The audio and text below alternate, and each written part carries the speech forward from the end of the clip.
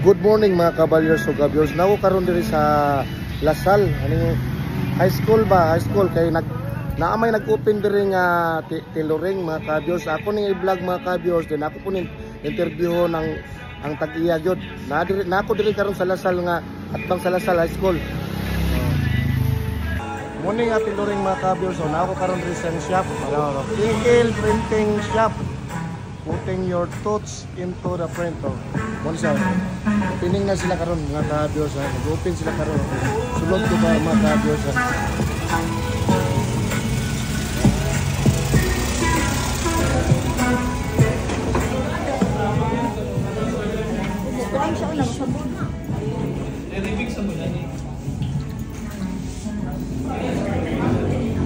Muna lang mga example mga viewers sa ilang tailoring. Naani sila actually sila sa Pagadian pod. Motoy main dito.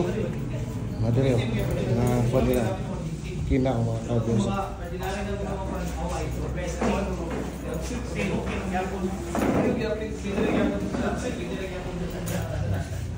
Muna kwan artist mo sir, mga artist mo.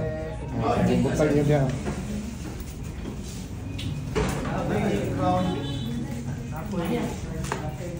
Ako naka-interview ng kwanser. Dahil sa imong kwanser. Interview natin ka. Yes sir. Kanang kwan ba? Sa imong tailoring ba? Yes sir. Kung sa may mo ka-alagad bahin sa imong quality sa mga sa kwan. Among kwan sir is na may klasik-klasing tela. Lahi ni ka tela bali kwan isa sir dili lang ta mag-stick to nga kwan Polydex tapos sa mga klasik-klasing nga tela. Nick, amo ang kwan is KL Printing Shop. Amo ang kwan shop. Sa pagbuhat mo jersey, tarpaulin, pwede po ta banner. Mga pa na to, pwede ta. Ulo na to. Ngayon, tulo na ka branches niyo sir no? Yes, nato sa Pagadian, diri sa Usamis. First Usamis. Meron pa nila. Oo, KL Printing Shop sir. Si ay muna ilang mga ka-viewers to kanyo. Muna mga ilang buhaton mga ka-viewers. Buhat sila mga panpod tasa, mga award niya, mga ano.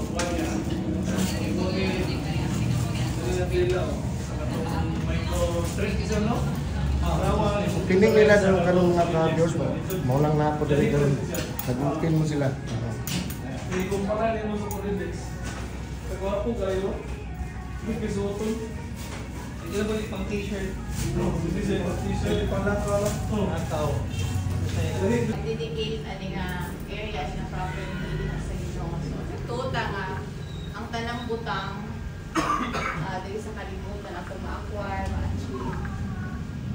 Gikan na sa Ginoo. So wala siyang kamatuoran. And then wala nga dapat lamang kun nga atong itugyan balik sa Ginoo. Pasalamatan siya sa iyang mga gipa-entrust sa atin.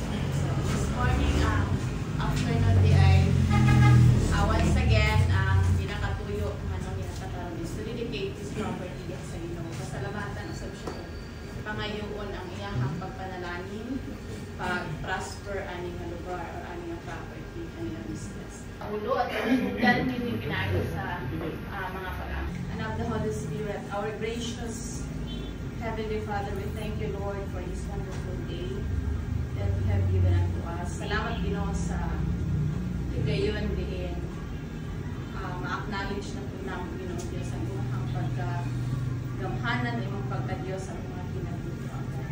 Lord, aniya kami karon tungod sa imong pagpanalangin na usab sa kinabuhi sa pamilya Pasko. We thank you, Lord, for the abundant blessing and hanglupo sa mga pamilya. And in return, Ginoong Diyos, ang ilang mga kasikasing sa Ginoong Diyos, ibalik na kanimo ang lungog ang pagpasalamat tungkol kay ikaw na ang dinadaan. Lord, as we dedicate this property, diha kanimo among ihangyo ang imong balang espiritu nga magauban, magatabon kanamo, magaprotektar sa among pagkahimuon ni adlaw. Lord, may your name be glorified o malipay ka sa among pagkahimuon ni adlaw. Diya kanimo ang gitugyan, gipasalamatan ka. Bless our fellowship, O God.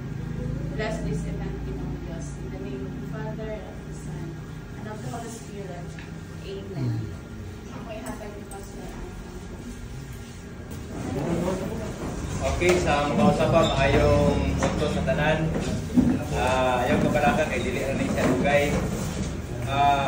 Natuyo nga nung nakakaroon, natuyo na pagani. Kasagara manunggan nato pag maghimo og mayon ani either balay or business or sakyanan, blessing, di ba? Atong ipablisingan. Ang pulong sa Ginoo, the scripture says that aside from blessing, ginatawag ni siya og to dedicate. Bali kini nga establishment karon atong i-dedicate dinha sa Ginoo. Gihimo kini siya sa pamilya Pascua, si Sir and si Ma'am Rachel Pascua. Kanang gihimo nila kini gumikan kay ilang gituoan nga dili nila ma-achieve, dili nila ma-acquire kini nga property or kini nga klase nga negosyo kung wala ang giya sa Ginoo. That's why akong balikon ang atong himuon karon is to dedicate ani nga establishment, ani nga business para sa kahimayaan sa Ginoo. Ang kining pagdedicate sa usa ka negosyo o usa ka property o usa ka panalangin nga imong nadawat sa Ginoo, na ako'y tulo ka butang nga nakita ani. Una, your faith, ang imuhang pagtuo. Ikaduha, ang imuhang purpose. Nganong naabot na sa imuha? Ang ikatulo mo ang blessing. Anong may mo nga faith? Siguro si Sir o si Ma'am, wala sila kabalo nganong wala sila siguro kabalo sa una nga maabot sila ani nga lugar. Nga mo extend. Wala ta kabalo no? Basta yung nauna nila nga ay ani lang nga business atong himuon. But gumikan sa ilang faith, nakatukod sila nga business. Ning extend pa man gani. Gumikan sa inyong pagtuo, na-establish kini nga mga business. O dili lang anak kung magpadayon ka na inyong pagtuo, dili lang kini daghan pang mga butang nga i-entrust sa Ginoo sa inyo. Dili lang kang sir o kang ma'am, even sa atuang talang nga nakaroon diri. Wala ko kabalo sa mga sources of income ninyo, sa mga gipagkakitaan. Kung padayon kang nga mahimong matirad-anon sa Ginoo atong ginagaran, I'm sure i-bless ra gyapon ka sa Ginoo. Ikaduha, wala ba ka nakapamutana? Kanang mga butang ka na sa imuha, kung sa purpose sa Ginoo sa imuha. Kanang imong mga property nga na-acquire, ang imong trabaho, and even ang imong taran nga mga nasa imuha, mga nindot nga mga butang, na ituyo ang Ginoo. Mo-focus ko sa ilang sir karon kay diri mo ta naka-focus no. Unsay tuyo sa Ginoo nganong gihimo sila nga naghimo sila ning business? Siguro ang magtiayon kasabot ka maghimo ta ning business para ma-meet ang atong mga daily needs. Di ba mga magina o business na. Ikaduha, pwede po nga mag-andam para sa future sa mga anak. Okay. Siguro ang another purpose is para maharuhay ang pamilya. Tinood. Pwede po makaingon nga para makabot ang atong mga pangandoy. Na ako'y nindot na car, na ako'y nindot na balay. Mawagay ko yun na ito, di ba? Basta na isa sa mga purpose. And then, another purpose o ang pinaka-nindot na purpose nga nung i-allow sa Ginoo sa inyo kinabuhi nga naali siya aron mahimo kong blessing sa uban. Okay? Basta na isa sa purpose nga nung i-allow sa Ginoo nga i-entrust sa inyo ang tinigtanan. Purpose of this business, nga nung i-allow sa Ginoo. And the third one is the blessing. Kining blessing, mahimo nga panalangin ka sa karaghanan. In what way? Ano itong example sa ilang kinabuhi? Kung wala sila nag-business ani karon kay nakabalong sa background na nila nga pareha po na ako ilang gitrabahoan mo gitrabahoan ako sa una. Pag involved nila sa business, naay mga tao nga nahimong napanalanginan tungod sa ilang kinabuhi. Una, mga anak. Ikaduha, pamilya. Ikatulo, kining mga empleyado. Kining nakaroon ka trabaho. Meaning, usa sila nga nag-contribute og panginabuhi sa daghang mga tao. Mao na siya mga igsoon, dili lang siya sir, even ikaw kung naka-empleyado, nahimo kang panalangin, gumikan kay na-extend, nakahatag kang trabaho sa uban ng mga tao panginabuhian. Now, let me share with you unsay giingon sa pulong sa Ginoo dinha sa Old Testament. In Deuteronomy chapter 28 verse 12, ingon niya, "The Lord will open the heavens, the storehouse of His bounty, to bless all the works of His hands."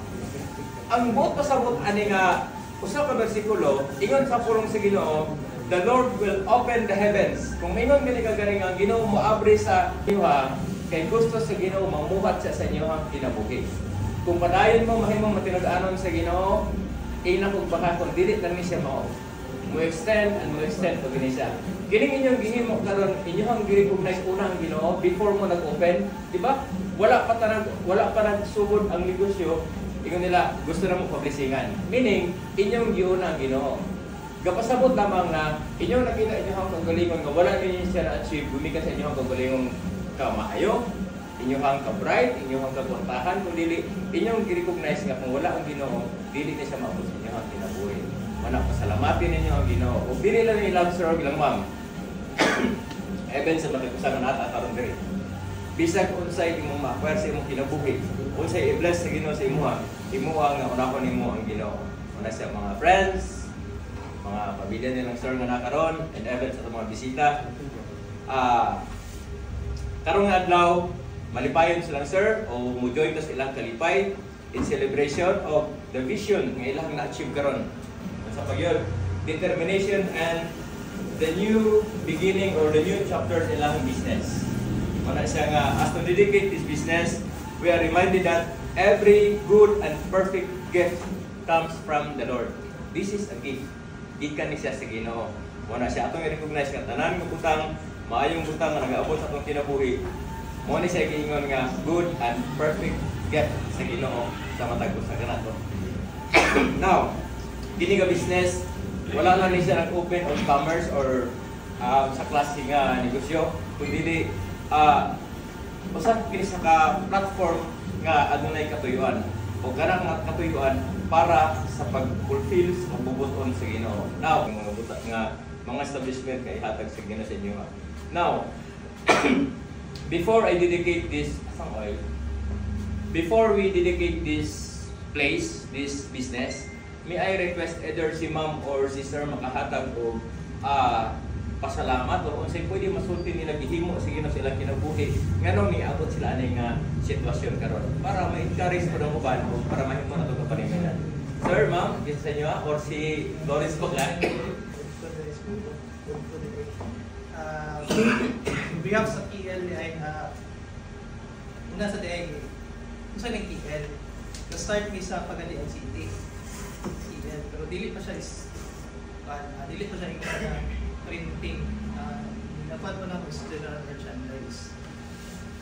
Okay, wala na damha kay naano yung mga business kung mag-fail din failure. Siguro pumatanan ato yung mga qualis entrepreneur na dito paano dito business. Ang ginakuan is gina-mentor is ato bitang naanay naabot sa negosyo. Mo to'y gusto na ko paminawon ba? Saan na tumalag kung pato sa mga kwadro. Dili niya kung portaan. Gusto lang ko magnegosyo. Ito sa una, bulad, tracking, services, failure. Pero na naman sa printing. Pero printing naman sa una is Xerox o print lang as kanino sa nito. Nagbay ba? Lang, large format.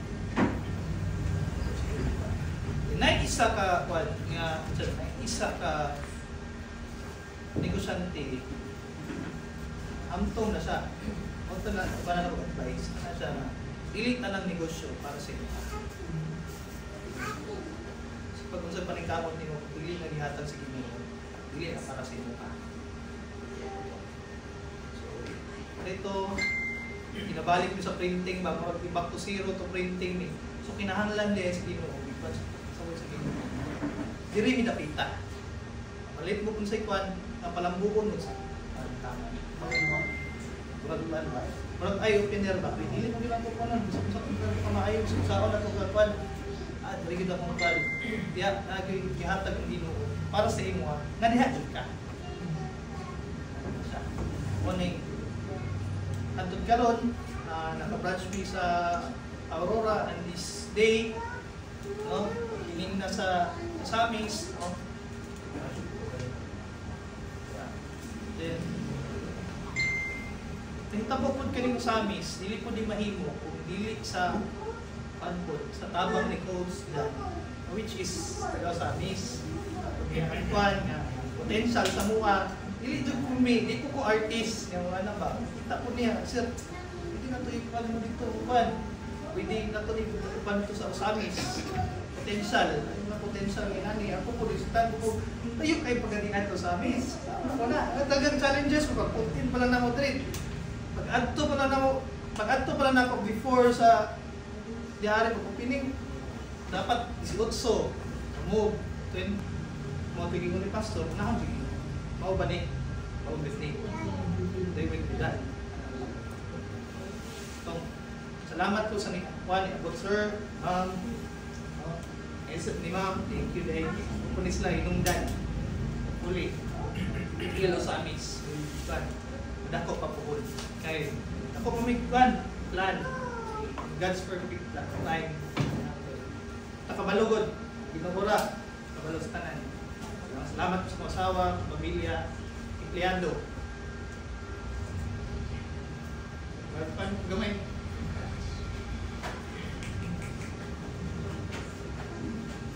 Ano dyan ko? Thank you.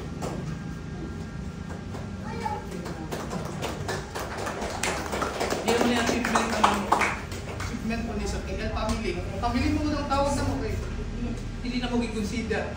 Awa empleyado, empleyado. Consider na mo. Na pamilya na sila. Wala naman sila ginapasanggan. Kasi para sa ila. Ano ba? Ilo din negosyo. Para kwarta, dili. Hindi mo consider. No, nagi na siya, pero it's much possible the relationship itself. Unang, tungko, mas ibaylo pa na ako ang kwarta kaysa relasyon. Na, kaya yung kwarta makita na, relasyon forever, di mo magtingog. What is million? What is one? Apa? Unang, to my employee, thank you. Ayun sila, unang ginama, in-panyo din siya in budget kasi namin sa ubos ng kwanta ang problema still sila may makita na magpakusog sa mga ba nga sa mga empleyado kapan gani ako nga leader kwan ko pakita ko kwan sa mo ano ba strength ko na ako sila even sa TL kwan no TL nasugod pa may pilar ng empleyado karon way na po me. Thank you, Sayad. Hopefully, kamupod mga sir, katabang ko na mo. Not only, KL is not just body itself. It's about relationship. Totally. With you, makakonect ko sa inyo not only for business, but of course, sa family, sa friend. Ano ang buwan? Kung may gatong mo nga, ay, makwarta ko ni mo. Ako ni no. Knowing you, connection with us. Friend, ano ang ito?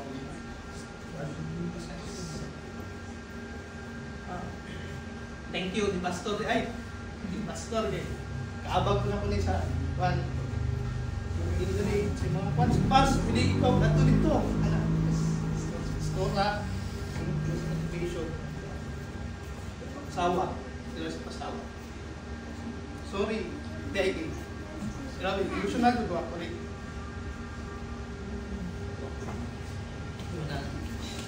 Punta, hopefully, this one will be blessed much more. Thank you sa pag-abot. Pag mag-appoint sila og king, magpili og king, before siya mo reign, i-anoint siya og oil. Mano siya ginahimo din na sa 1 Samuel. Si King David, kailangan mo i-anoint siya og oil. Second, anointing and consecration. Ang mga pari sa karaan ng panahon, before sila mahimong pari, i-anoint sila og oil. Mao gihapon, makita na siya sa Exodus chapter 30 verse 30. And then ang oil ginagamit po ni siya sa mga karaang tao, even in the scripture sa Bible makita nato nga i-anoint og oil ang masakiton through prayer maulian. Okay? The oil has no power, but it symbolizes the Holy Spirit, the presence of the Lord. That's why this morning, or this, kini nga kautuhon, okay, wait lang ha.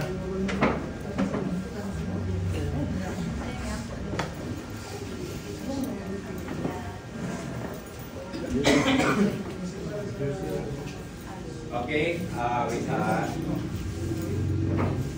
Okay, according sa bulog sa Ginoo atong ibasa kanina, ato ang siyang i-claim,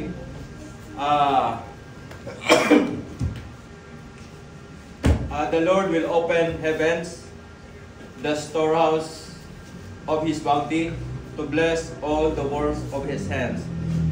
Father in heaven, this morning, we pray that may Your name be glorified sa among ginahimo karon. And Lord, as we dedicate this business, this establishment, Ikaw Ginoo among ginahimo magapanalangin niini. My brothers and sisters in the Lord, by the authority vested upon me as ministers of the gospel, I dedicate this place in the name of the Father and of the Son and of the Holy Spirit. Amen and amen. Let us pray, everybody. Pwede na ka mag-pray as kalapitan. Lord in heaven, we thank you once again. Lord, dili na mo maangkon ang mga butang kung wala ang imuhang pagpanalangin.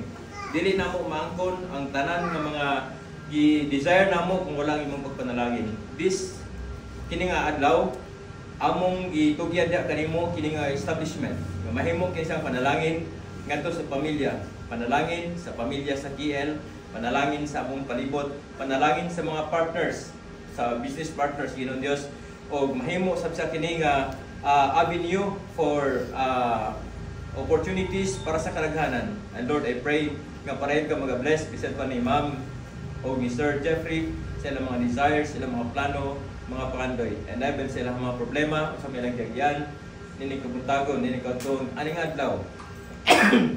Ang itugyan din kanimo, nga parayon ka mag-likon kanila, magapanalangin kanila, uban silang pamilya, uban silang mga anak. And Lord in heaven, as we celebrate your goodness, we are going to fellowship, we are going to enjoy sa imong mga panalangin nga nako nang magkaroon. And Lord, idala na mo sa pag-ampo bisan Panginoon ang food nga gi-prepare as a gesture sa kaayo, kalipay nini nga pamilya. And all these things we commit unto you in the name of the Father and of the Son and of the Holy Spirit. Ang tanan magaingon. Amen. Congratulations, congratulations.